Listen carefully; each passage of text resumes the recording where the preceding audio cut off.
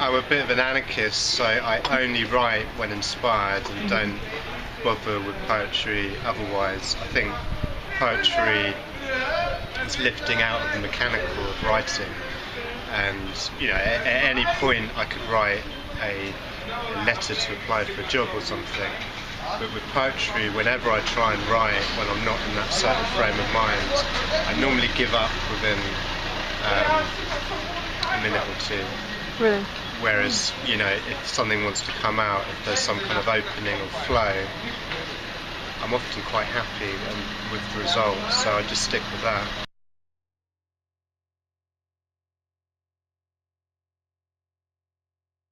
I did A-level and I didn't do very well at A-level in English, and I was starting to write at that point.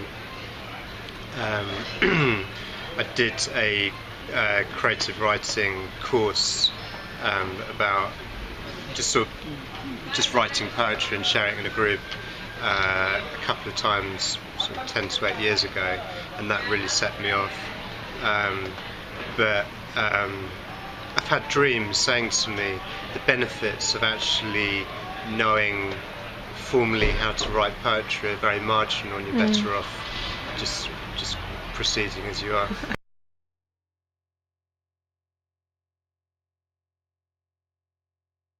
One of the poems that really pushed me forwards in my writing came from a little bit in a dream. It just said, "The king is the queen," and I was just like,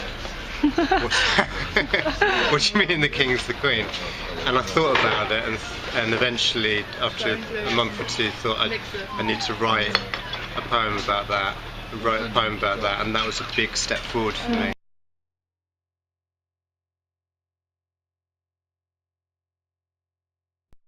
Yeah, and I think when you're in that state of mind, things come through which would be very difficult to consciously conceive of. So nice little juxtapositions or turns of phrase, and I'm particularly into sort of